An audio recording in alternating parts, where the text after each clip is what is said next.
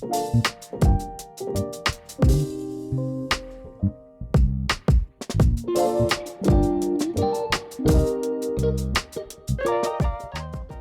going on, guys? We are back with another video, and today is an exciting day because we are finally getting solar on our Harker EXO topper.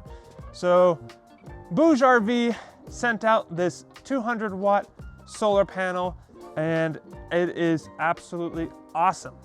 Some of the great features about this, probably my favorite one, is how lightweight this is. This is only 7 pounds, which is fantastic. The other fantastic feature is, as you can see, how flexible it is. So you could, if you have somewhere that you need some, it's not a flat surface to put it on, this will work perfectly fine for that. And then it is also super, super thin, which is perfect. So that way it's not sticking up high above on the topper and not catching any tree branches along the way. So in this video, I'm going to show you how to install it, and we're going to also be doing some tests to see how much output it's actually putting out even on an overcast day like this today. So let's jump right into it. All right, so first thing we're going to do is we're going to prep and clean the back side of the solar panel, obviously, and then wherever you're going to mount it. So in our case, it's going to be on the roof of the Harker. We're going to clean that so we have a nice clean surface.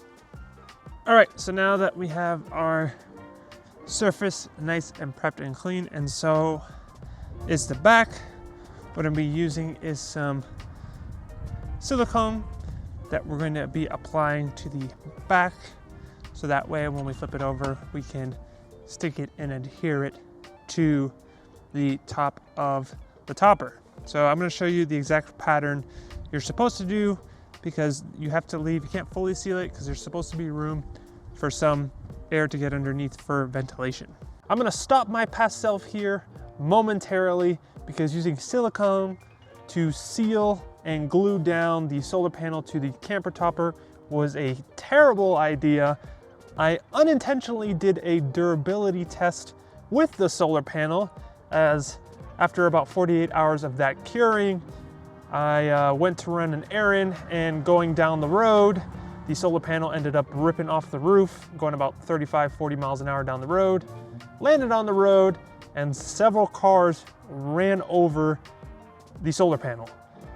After properly installing it, which I'll go over how I installed it properly momentarily, the solar panel still works 100%. So kudos for a actually well-built solar panel that can unintentionally get ran over by a few vehicles and fly off the roof of the truck going about 40 miles an hour.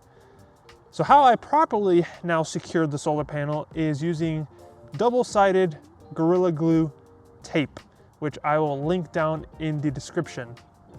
I used the same pattern I did with the silicone as far as the proper way to that way it lets airflow underneath the solar panel, but I just used the double-sided tape, and I have tested it to make sure it does not fly off.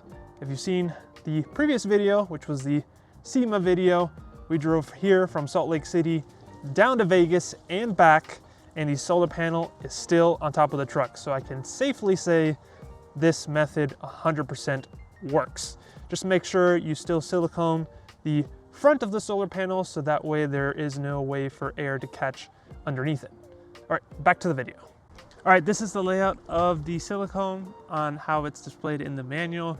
So you're supposed to leave these gaps here so that way airflow is able to get underneath and in between the panel to, I'm assuming, keep it cool. So it's supposed to be laid out like this, kind of these brackets and some spacing in between those brackets, so that way airflow is still able to get underneath the panel. So now we just need to flip it over and install it right there on the roof. All right, once it's flipped over on the side, you want to put another dab of silicone on the front side here, which I already did. That way no wind gets underneath it and obviously rips up the panel. And then now we just have to route the cables into the inside of the camper.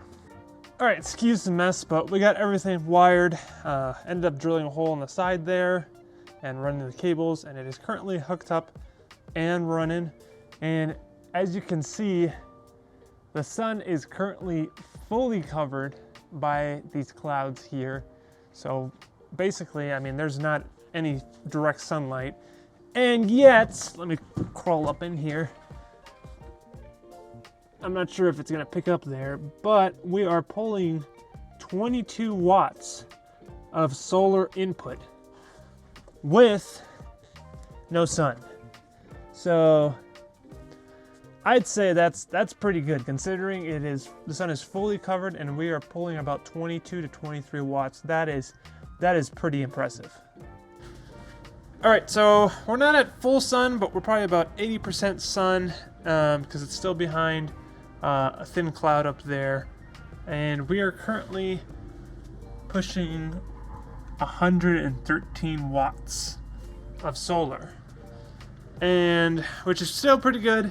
Also want to remind you that the solar panel isn't optimally angled right now to the sun, and there's still clouds. So the fact that it's pulling 113 watts is pretty impressive.